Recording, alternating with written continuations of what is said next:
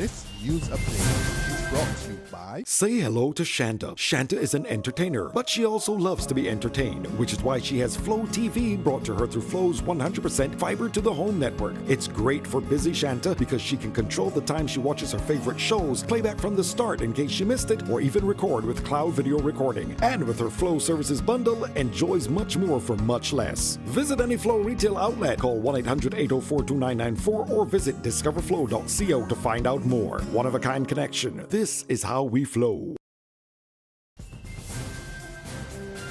This is the Barbados Today morning news update for Monday, October 3rd. Thank you for joining us. I am Mary Claire Williams. Jamaica and Haiti are this morning feeling the effects of the powerful Hurricane Matthew. The Category 4 storm is south-southeast of Jamaica and south-southwest of Haiti, packing winds of 145 miles per hour.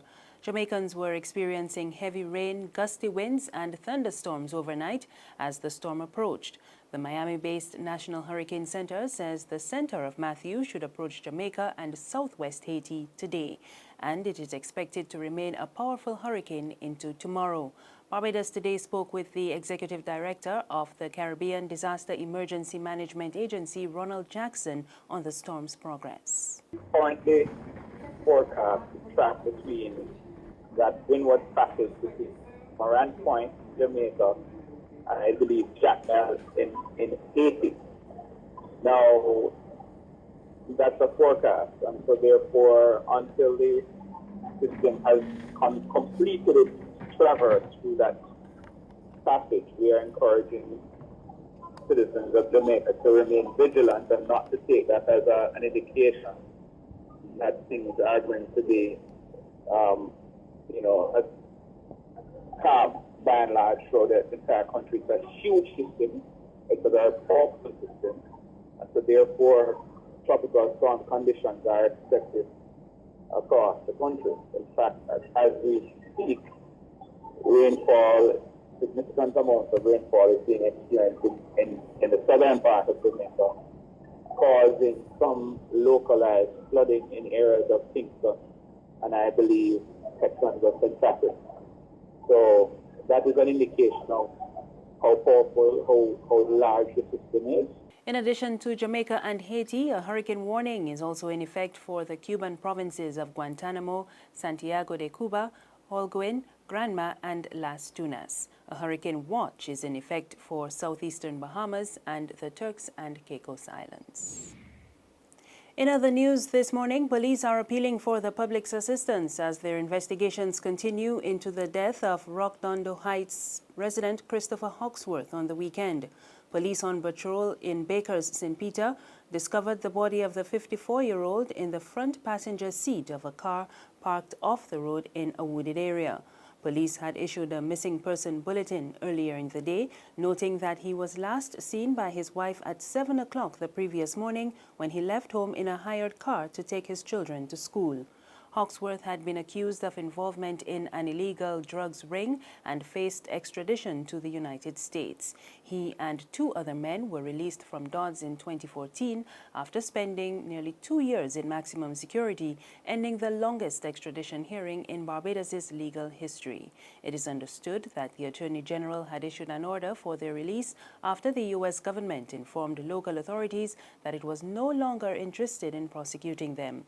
The U.S. had claimed that they were part of a 5-man ring which attempted to import and distribute 5 kilos of cocaine into that country in July 2000. Residents of St. Thomas, St. Joseph, St. Andrew and parts of St. John can expect some relief from their water shortage in the coming weeks. The Barbados Water Authority says it will be setting up a borehole in Sweet Vale, St. George. It will be the 3rd in the area and will supply 500,000 gallons of water to the Castle Grant St. Joseph Reservoir. What happens before is that Golden Ridge would pump to Castle Grant, making basically Castle Grant a function of how Golden Ridge performs. So what we were looking to do was to advantage Castle Grant by giving it a source supply. We've already put another borehole, and that gives 500,000, right? 500,000 imperial gallons a day. This borehole is also expected to give 500,000. So the total would give 1 million input into Castle Grant. Now hopefully we will get levels improve, and the way the public from off of like St. Joseph, St. Thomas, parts of St. John that depend on the Castle Grant Reservoir to have a level, they would start to get some kind of relief from getting water supplied. Motorists are paying more at the pumps from today. The prices of gasoline, diesel and kerosene have gone up effective midnight last night. Gasoline is now $2.91 per litre, up from $2.82, while the price of diesel has increased by 14 cents from $1.95 to $2.09. Kerosene now costs 90 cents more per litre, retailing at $1.05. However, the price of liquefied petroleum gas has dropped. It now costs $38.89 for a 25-pound cylinder, and that's down 61 cents. The 22-pound cylinder now costs $34.39, a decrease of 53 cents. And consumers will now pay $31.26 for a 20-pound cylinder. That's 49 cents less than the previous price. The adjustment in retail prices are due to changes in the cost, insurance, and freight of the products. Carlton and A1 supermarkets have apologized for opening during the passage of Tropical Storm Matthew last week.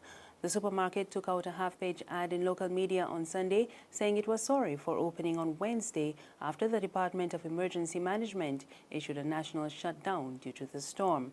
Carlton was the latest business place to apologize after much criticism, especially on social media. However, St. Lucie MP Dennis Kelman remained defiant on the weekend. Kelman's St. Elmo's Moontown was also opened during the storm, but in a Facebook post, he charged that his critics were jealous because the shop was able to provide service to customers. And it was a sea of pink in Warrens yesterday afternoon as thousands turned out to walk for the cure. The 10K charity walk and run was organized by First Caribbean International Bank and the Barbados Cancer Society to help raise awareness of breast cancer. Organizers say it was the biggest turnout so far, with an estimated 12,000 people supporting the cause. There's regional and international news after this short break.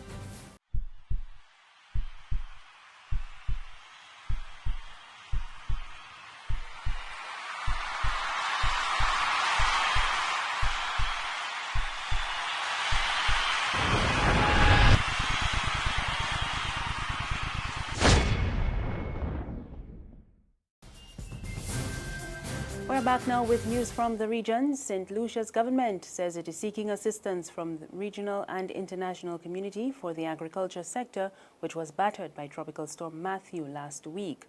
Officials estimate that damage to the sector could be as high as 80%, and Prime Minister Alan Shastney says he has already met with several agencies to seek help in the recovery efforts.